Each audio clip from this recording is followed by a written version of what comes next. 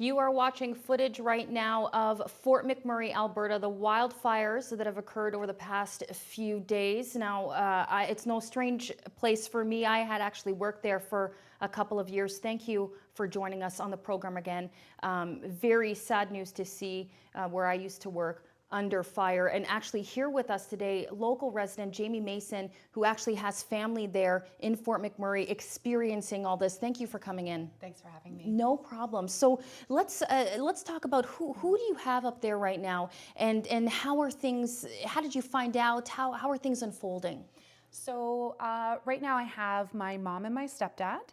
I also have a friend who's local to Huntsville as well, her and her family, and then a few people that I've met from visiting there that are friends of my parents. So I've been kind of keeping track of everybody, mostly on Facebook. My parents obviously through text messaging and phone calls and whatnot, and some FaceTiming so that I can actually see what's actually going on. And let's talk about this. I mean, we had been watching the news and seeing the flames unfold. There it seemed to be a low time where things were going to get better. Talk about what your family was experiencing at that point.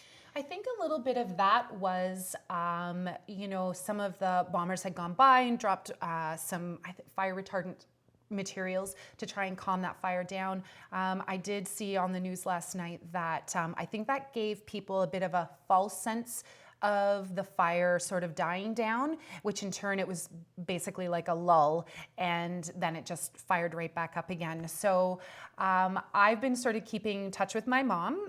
She's let me know, so therefore I keep in touch obviously through social media, also on the radio, the TV. The big concern, because she kept saying, don't worry, it hasn't crossed the Athabasca River, it hasn't crossed the highway, we're safe. And then yesterday she contacted me to tell me that they actually evacuated her work, which is downtown Fort McMurray, and she was to go home and make plans. So my stepdad met her there, and some people were under mandatory evacuation and some people were not. They just said, if you want to stay, it's still okay. But at that point, I think it was just safer that they left, and good thing that they did, because they had a friend who stayed behind for a friend, and they got held up in there for hours until it was safe enough and the traffic had moved through that he could get out of where he was. Now, I mean, we're seeing the latest information that we're seeing that there are certain neighborhoods that are completely annihilated. Now, did that happen? Has that happened where your parents are? I don't think it has happened yet. I think the fire is very close, if not right there at the point. I did ask my mom how close she thought the fire was last night to her home, and she said maybe 1 kilometer. Oh, wow. So it just depends on the winds. They've been really hoping for the winds to stay in a certain direction to keep it blowing, away from the certain suburbs, I guess you'd say. But this fire's been very unpredictable, and now that houses are starting to catch on fire, it's just fueling the flames. So where are your parents now? They were north of Fort McMurray.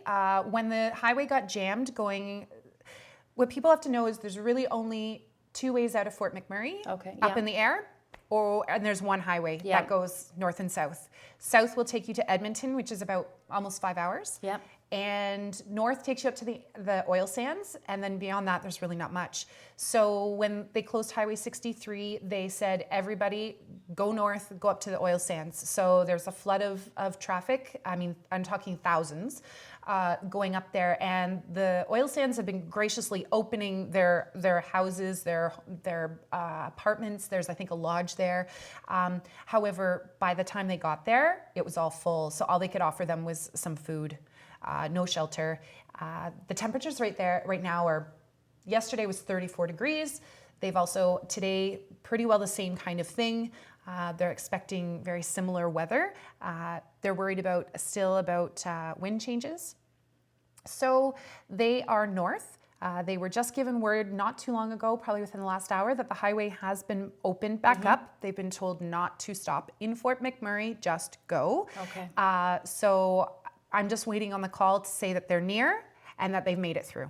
And how are you feel? You're here and your parents are there. How are you feeling?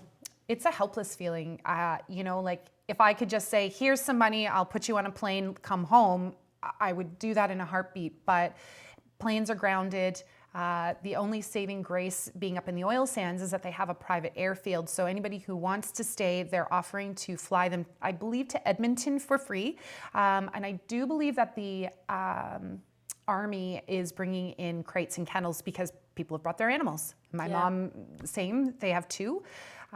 They decided to try and travel only because if they get to Edmonton by flying, they'll have no vehicle from there. Right. So they're taking the risk at trying to drive it, and everybody's run out of fuel. They've had gas stations blow up already, which I'm sure I think that was on the news as well, and they're just trying to make it through. So they've got tankers going up and down the highways because north and south lanes are all going in one direction now. Yeah, of course. Yeah. So they've got tanker trucks going up and down for all the people that have run out of gas because they're all over the highway.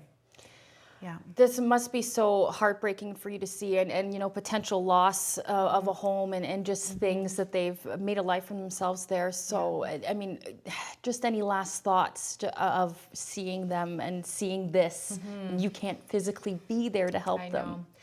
It's, like I said, all I can do is hold on like the rest of us by watching news ads, social media stuff. Everybody pray for some rain because I think that's the only way that they'll even have an inkling of a chance at getting ahead of this fire. Unfortunately, up there, it's all poplar and it's all dry.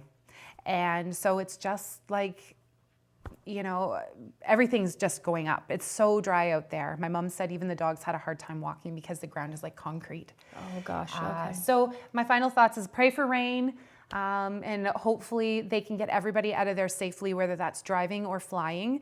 And pray, so many people have moved there to work, so let's just pray that they have something to go back to.